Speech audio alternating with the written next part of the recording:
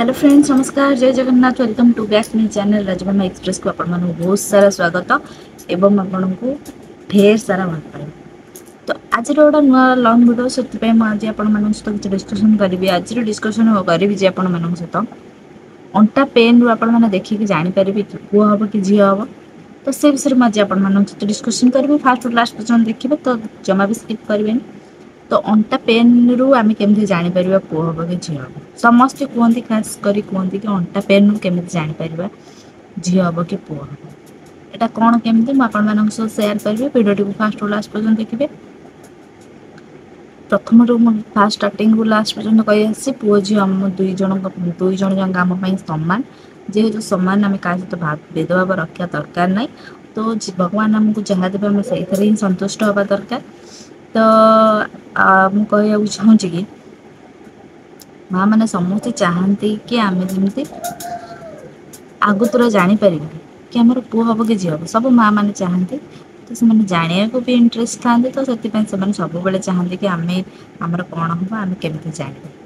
तो सेटा कंपलसरी गोटे माने पर्टिकुलर जिनस जे कोई सेटा सत कथा समस्ते चाहते। तो सेमती चाहती। तो आज कि बहुत लोग अच्छे कहते अंटा पेन रु ही आम जापर आमर पुओ हम कि झी हम।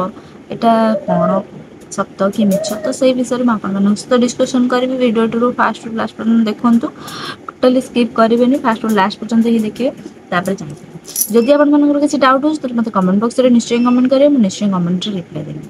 तो फास्ट तो कहि अंटा पेन रु अंटा पेन कहीं हुए। अंटा पेन कहीं हुए अंटा पेन हुए प्रेगनेंसी टाइम अंटा पेन तो हवा कथा हम। ताकू रिलीफ भी केमी मिल।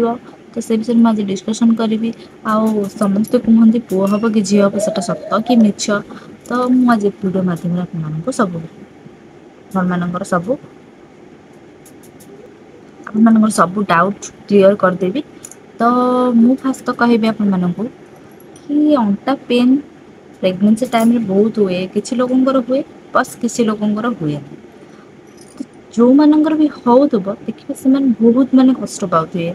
प्रेगनेंसीटा तो स्टार्टिंग रू लास्ट पर्यंत कष्ट से जानी।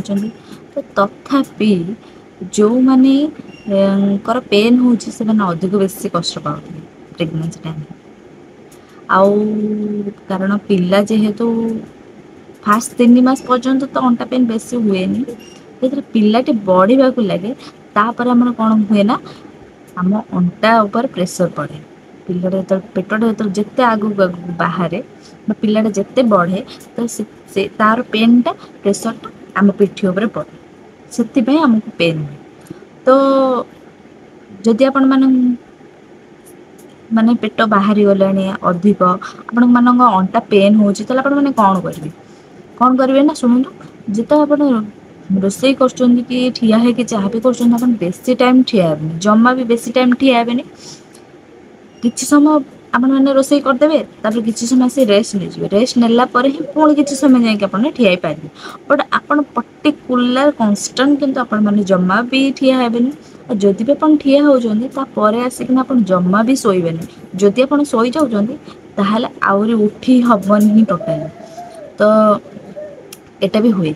तो आपण मैंने कौन करेंगे मैंने जिते चाहिए जिते रिलीफ ने चाहिए मैंने आपण मैंने से ही करेंगे। टिके थोड़ा काम करदे टिके आसिक रेस्ट लीजिए। एमती ही आपण मैंने करेंगे। जदि एमती करेंगे आपण मानक टिके हल्का लगे बेसी आपण को दरज अनुभव हबनी अंटा पेन हबनी। तो आउ गोटे कौन करेंगे किसी तेल पेल मालिश भी करेंगे अंटारे। आउ गरम पानी दे पट्टी दे पारे कि मन रखिए पेटरे केबे भी गरम पट्टी देवेनि कारण पिला उपरे क्षति हम। तो मैंने पिठी रे गरम पानी कपड़ा आणिके धीरे धीरे धीरे धीरे एमती सेक दे पारे। तेल मारी पारे किसी मूव वगैरह आपण मैंने यूज करेंगे। तो आ कौन करेंगे ना आपण जिते मैंने चलवा बेसी चलवे 9 मंथ 8 मंथ पाखापाखि जो मैंने चलवा टे कमेदेवे बेसी चलवे बेसी एपट सेपट हेबे दौड़ा दौड़ी करेंगे बेसी मैंने कौन कह जल्दी किसी ये करेंगे बेसी नुआ नुई करेंगे। तो एमती कले प्रेसरटा पिठी उपर पड़ता है। तो पिठी उपर पड़े आम पिठा पेन हुए। तो आम पिठी अंटा पेन हुए।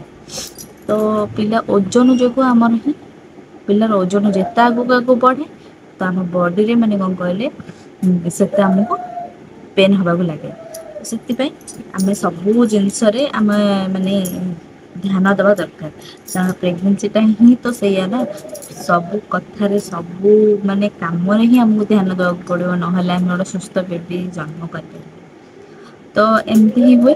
ଆଉ ସମସ୍ତେ କୁହନ୍ତି କଣ ଅଣ୍ଟା ପେନ୍ ରୁ ପୁଅ ହବ କି ଝିଅ ହବ। ତ ଅଣ୍ଟା ପେନ୍ ରୁ ଏମିତି କିଛି ବି ନାହିଁ କି ଅଣ୍ଟା ପେନ୍ ଯୋଗୁଁ ହିଁ ପୁଅ ହବ କି ଝିଅ ହବ ଜାଣିବା। ତ କମ୍ପଲସରି ଅଣ୍ଟା ପେନ୍ ହୁଏ କାରଣ ହେବି ପିଲା ବେବି ଯେତେବେଳେ ବଢ଼ିଯାଏ ସେଟା ପ୍ରେସର ପଡ଼େ ଆମ ପିଠି ଉପରେ। ତ ଆମ ଅଣ୍ଟା ସହିତ ପିଠି ହାଡ଼ ଦେଖିବେ ହାଡ଼ ଯୋଉ ଅଛି ପଞ୍ଜରା ହାଡ଼ ଯୋଉ ପିଠି ମେରୁଦଣ୍ଡ ତ ସେଟା ଆମର ପେନ୍ ହେବାକୁ ଲାଗେ। ତ ସେଥିପାଇଁ ପେନ୍ ହୁଏ। ଆହା ଦ୍ୱାରା କିଛି ବି ନାହିଁ ଯେ ଆପଣମାନେ ଅଣ୍ଟା ପେନ୍ ହେଲେ ପୁଅ ହେବ କି ଝିଅ ହବ। ତ ଏଟା ଭୁଲ ଧାରଣା। ତ ଆପଣ ମାନେ ଏଇଆ ହିଁ କରନ୍ତୁ, ଯଦି ଆପଣଙ୍କର ଅଣ୍ଟା ପେନ୍ ହେଉଛି ଆପଣ ମାନେ ଏହା କରନ୍ତୁ ବେଶୀ ଚାଲନ୍ତୁନି, ବେଶୀ ସମୟ ଠିଆ ହୁଅନ୍ତୁନି, ଯେତେ ପାରିବେ ସେତେ କମ୍ ଚାଲନ୍ତୁ, କମ୍ ଇଏ କରନ୍ତୁ। ଆଉ ହଠାତ୍ କିନା ବସିଥିବେ ହଠାତ୍ କିନା ଉଠିଯିବେନି, ହଠାତ୍ କିନା ଶୋଇଥିବେ ହଠାତ୍ କିନା ଉଠିଯିବେନି, ଧୀରେ ଧୀରେ କରିକି ଆପଣମାନେ ଉଠିପାରିବେ, ଧୀରେ ଧୀରେ କରିକି ବସିପାରିବେ। ବା ଧୀରେ ଧୀରେ ପାରିକି ଉଠିବେ, ବସିବେ, ଶୋଇବେ, ମାନେ ଏଥିରେ ବି ନଜର ଦେବେ ଯାହାଫଳରେ କି ମାନେ ଆପଣଙ୍କ ପେନ୍ ହବନି, ପିଠିରେ ବି ପେନ୍ ହବନି, କି ବେବି ଉପରେ କିଛି ପ୍ରେସର ପଡ଼ିବନି। ତ ଇଏ ଥିଲା ଆଜି କିଛି ମାନେ ଆପଣମାନଙ୍କ ସହିତ କିଛି କହିବାକୁ ଆସିଥିଲି। କିଛି ଭଉଣୀ ମାନେ କହୁଥିଲେ କି ଅଣ୍ଟା ପେନ୍ ରୁ ଆମର ପୁଅ ହବ କି ଝିଅ ହବ ଆମେ ଜାଣିପାରିବେ କି? ତ ସେଇ ବିଷୟରେ ମୁଁ ଡାଉଟ୍ କ୍ଲିୟର କରିବା ପାଇଁ ଆସିଥିଲି। ତ ଅଣ୍ଟା ପେନ୍କୁ ନେଇକି ଆଉ ପୁଅ ଆଉ ଝିଅ ହେବାର କିଛି ସମ୍ବନ୍ଧ ନାହିଁ। ତ ଆପଣମାନେ ଯଦି ଭିଡ଼ିଓଟି ଭଲ ଲାଗେ ଲାଇକ୍ କମେଣ୍ଟ ସେୟାର ସବସ୍କ୍ରାଇବ୍ କରିବା ପାଇଁ ଜମା ବି ଭୁଲିବେନି। ପୁଣି ଗୋଟେ ନୂଆ ବ୍ଲଗରେ ଆପଣମାନଙ୍କ ସହିତ ଦେଖାହେବ। ସେ ପର୍ଯ୍ୟନ୍ତ ରହୁଛି ନମସ୍କାର, ଜୟ ଜଗନ୍ନାଥ।